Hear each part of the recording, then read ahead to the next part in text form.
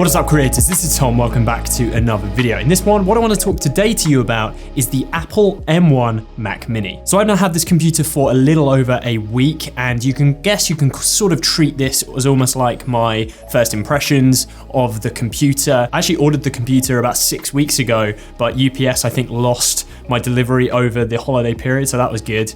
But I actually in the end ordered this one from Amazon and it got here within a day. So cheers Amazon Prime. But basically I ended up going for the 8GB of RAM version and the 512GB of storage. Originally I went for 16 gigs, but in the end I decided to go for 8 because after sort of hearing quite a lot about the configurations, it seems like the 8 gig is just by far and away powerful enough for pretty much everything that you can do with these computers now. A lot of people talking about how you don't necessarily need to upgrade to the 16 gigs of RAM. If you don't know me, my name is Tom. I am a freelance videographer and photographer. I also make these YouTube videos about content creation, photography, video, camera gear, and lots in between. If you go on to enjoy this video, I would thoroughly appreciate it if you go and drop the video a like. It makes a massive deal to me in the channel, and also just lets me know that you guys want more videos just like this one. So I've used it to cut a couple of YouTube videos now. I've also done some client projects entirely edited on the Mac Mini now, so I have got a feeling for it. And overall, I do feel like it's probably one of the best computers that you can buy right now. However, it's also one of the most frustrating computers that I've actually ever used. And I'm going to talk about some of those issues a little bit later on in the video.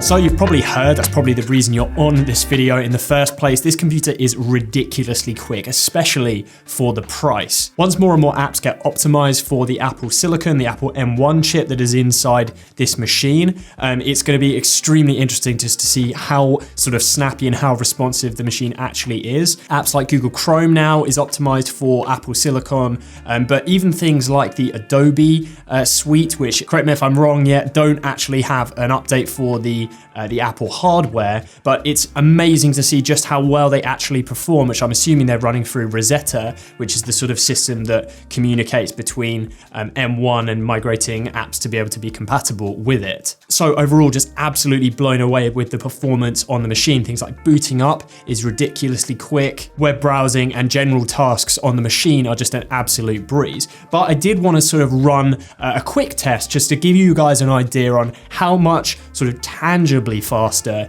is the machine in the first place. So what I decided to do is that this is my old MacBook. This is the MacBook that I was using before switching to the M1 Mac Mini. I was definitely in the market for an upgrade. So this is a 2016 MacBook Pro, late 2016. So it's sort of maybe 3 generations back.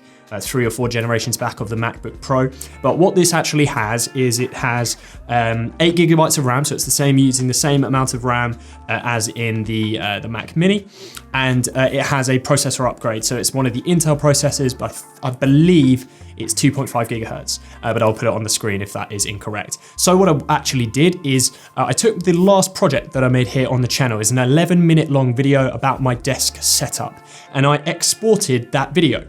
And I did it on this MacBook Pro, and it managed to render that entire video out in 22 minutes. 22 minutes and 14 seconds to be exact. So that's roughly, I guess, sort of 2 minutes per minute of footage. The project is quite a sort of comprehensive project, a mixture between 8-bit footage shot on my EOS R and 10-bit footage shot on the Fuji X-T4 that is filming me right now. And basically, I wanted to just render that out and see how long that took. So that was 22 minutes and 14 seconds. And then what I did is I took the exact same project, no moderations, and exported the same file on the M1 Mac Mini. And that export just took 8 minutes and 56 seconds. So that is really, really quick. And in terms of export times, like Final Cut Pro is already very well optimized for Mac hardware. That works out as a 258% increase in speed. And when you stare at a rendering screen as much time as I do, that actual tangible increase increase is a massive, massive deal. And obviously that doesn't take into account, you know, smoothness as footage when you're playing it back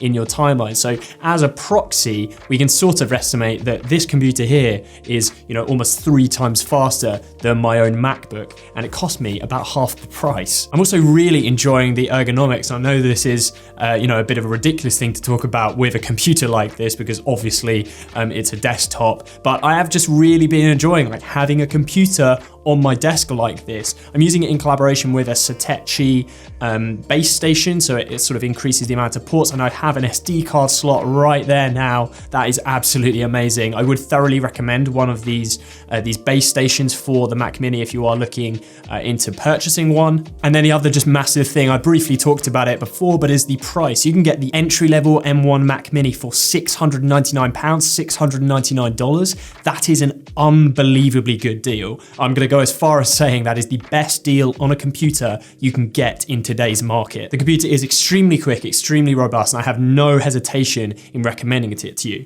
However, the computer is not perfect. There are a couple of flaws, so let's talk about those now.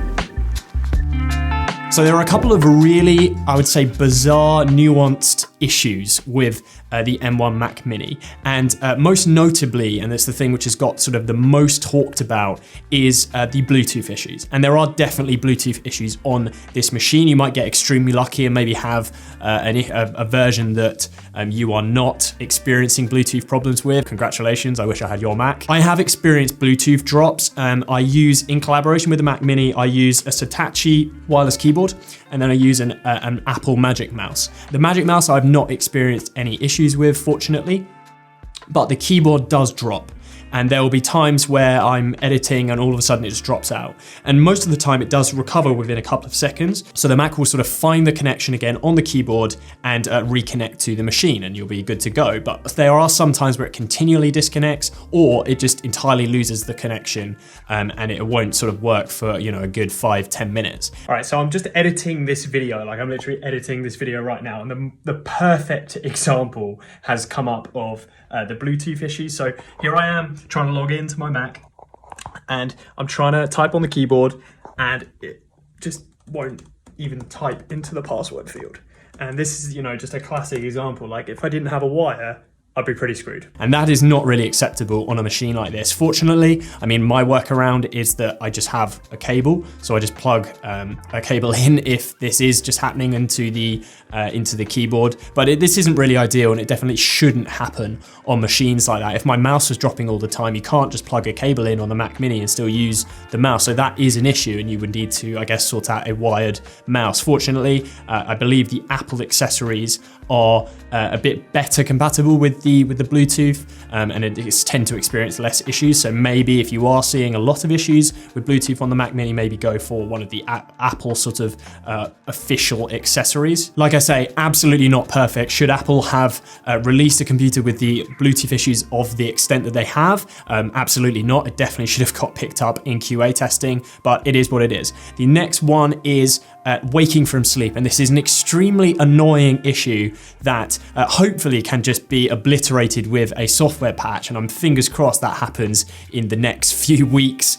But basically, it just won't wake from sleep. Sometimes, if the computer goes to sleep, you're hitting enter on the keyboard or the mouse or whatever, and it just does not want to wake, even if you plug in a keyboard on wired. So it's not actually an extension of the Bluetooth issue. Like, sometimes you just have to reboot the entire computer just by holding down the power. It is unfortunately unavoidable. It is a really, really weird bug. Is it a deal breaker? Again, for me, no. There are workarounds, and the computer is so fast and is such a good deal that I think it outweighs the negatives. But that might be slightly different for you, who knows? And there we have it, guys. That's sort of my thoughts and feelings on the Mac Mini after using it for like a week. I do still believe that it is probably one of the best purchases in terms of computer equipment that you can make at the moment, and just one of the best buys and deals. Please share your thoughts and feedback in the comments down below. I'll be down there answering as always, and I'll catch you guys next time.